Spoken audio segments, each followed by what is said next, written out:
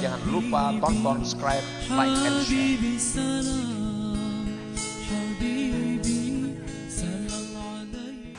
Qala Nabi sallallahu alaihi wasallam thalathatun la yaqbalullah minhum salatahum zakara minha wa rajulun atas salata dibara ad-dibar ay ya'tiyaha ba'da an tafutah. Rasulullah sallallahu alaihi wasallam bersabda, 3 kelompok yang mana Allah tidak menerima dari mereka itu sembahyang mereka. Rasulullah menyebutkan dari yang 3 itu ada seorang laki-laki yang melaksanakan salat sesudah habis waktunya. Sembahyang itu ada waktunya. Zuhur dari jam 12:04 sampai jam 3 sekian. Kalau kita sembahyang zuhur jam 4 tutup sudah. Itu ada zuhur lagi yang masuk asar. Jadi sembahyang kita zuhur itu walaupun kita menunaikan kewajiban kita lepas, tapi samarahnya, buahnya, pahalanya kada kita dapatkan lagi. Waktunya sudah habis. Nah, jadi taat itu mesti berada dalam waktunya. Nah, ini syaratnya yang zahir. Orang keasikan begawi, bekerja waktu zuhur asik sehingga liwat teka asar. Nah, sembahyang zuhur tetap wajib baginya, tetapi tidak akan dapat pahala karena Allah tidak menerima sembahyang seseorang yang dilaksanakan di luar waktunya.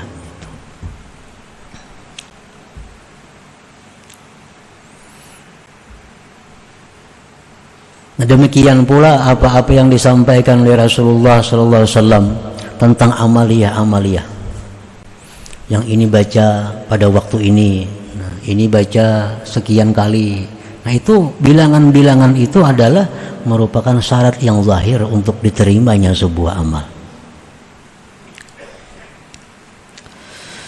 Wa minha, setengahnya lagi dari syarat-syarat taat yang diterima itu yang zahirnya aklul halal.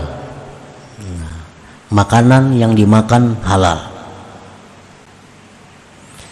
Qala Nabi sallallahu alaihi wasallam, inna malakan ala baitil maqdis yunadi kulla yawmin wa kulla laylah man akala haraman lam yuqbal minhu sarfa wala adla.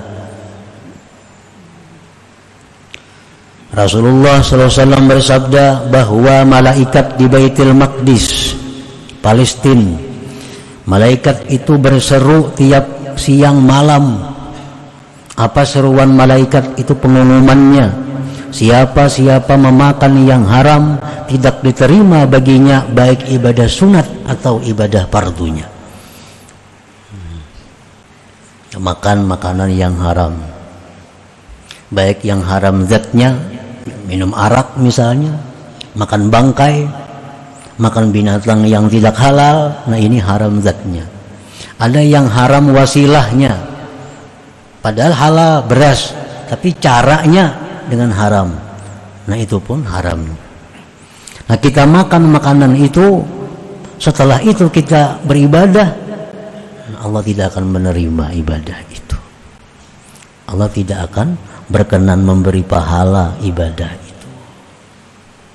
Berapa hari sampai kita tobat daripadanya?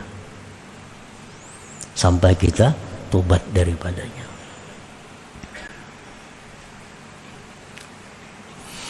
Walibasul halal, pakaian halal.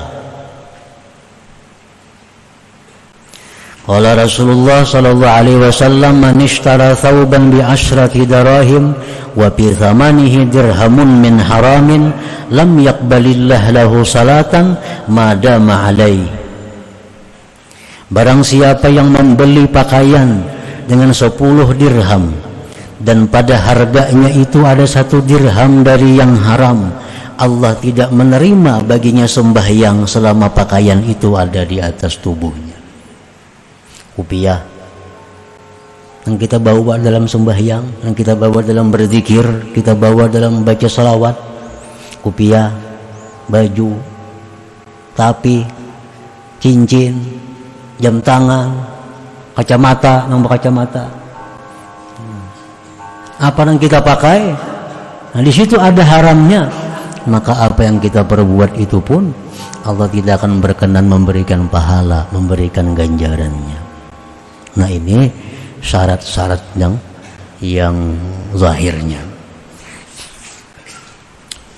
Wa malul halal, harta yang halal, in kanatit ta'atu hajjan aw sadaqatan aw nahwahuma.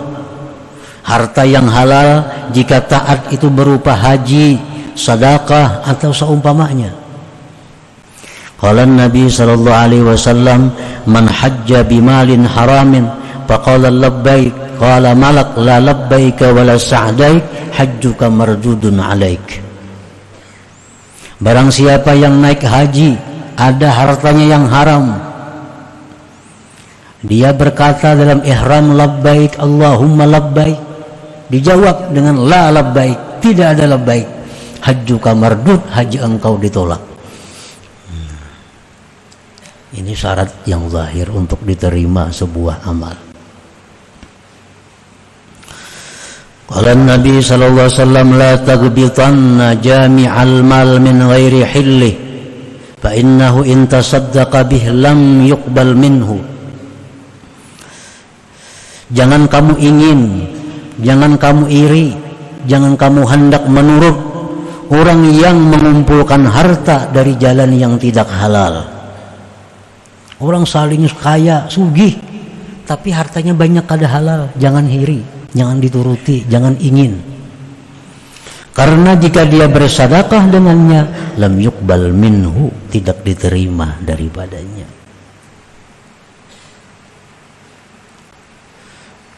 Nah, kita lihat ada orang yang suka melaksanakan perbuatan yang haram-haram tadi, tapi orangnya rajin sembahyang, rajin tahajud, padahal orang ini membungakan duit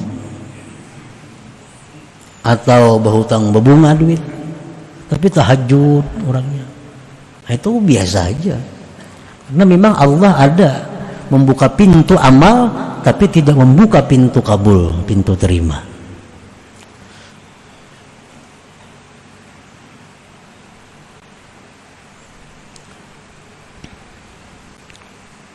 Wa minha, setengahnya lagi di antara syarat-syarat diterimanya amal itu at-taqwa. Qala Allah Ta'ala, innama yataqabbalullah minal muttaqin. Allah hanya menerima amal orang yang takwa kepada Allah Subhanahu wa Ta'ala. Orang yang durhaka kepada orang tua, contohnya orang tuanya tidak riba dengan kelakuannya, maka apapun ibadah yang dikerjakan anak ini, Allah tidak berkenan menerimanya sebelum mendapat ridha orang tuanya. Ridallah fi ridal walidain. Keridaan Allah tergantung keridaan kedua orang tuanya. Anak durhaka, orang tuanya kecewa, orang tuanya tidak ridha, maka anak ini walaupun zikirnya puluhan ribu, walaupun puasanya tiap hari, tidak akan diterima oleh Allah Subhanahu wa Ta'ala, karena dia tidak takwa kepada Allah. Allah memerintahkan bakti kepada orang tua, dia durhaka. Para istri yang durhaka dengan suaminya sama dengan halnya. Kelakuan istri, tingkah laku istri, tutur kata istri yang tidak berkenan di hati suaminya, sehingga suaminya kecewa, tidak ridha kepada perbuatan atau perkataan si istri tadi, maka apapun ibadah yang dilakukan oleh istri itu tidak berkenan diterima oleh Allah Subhanahu wa Ta'ala sebelum suaminya meridai kepada istrinya itu. Kenapa sebabnya? Karena istri yang durhaka itu istri yang tidak takwa kepada Allah Subhanahu wa Ta'ala. Banyak orang durhaka lawan laki wani, di puasa senayan Kamis orangnya tasbih di tangan, tahajud. Lawan laki maka durhaka, biasa itu. Karena Allah ada membuka orang pintu amal, tapi Allah tidak membuka pintu kabul. Jadi jangan diulah ukuran bila orang pak amal itu pasti baik, kada tentu. Pak amal orang ngejar, kada tentu baik. Karena Allah ada kadang-kadang memberikan orang itu pintu beramal, tapi tidak pintu kabul.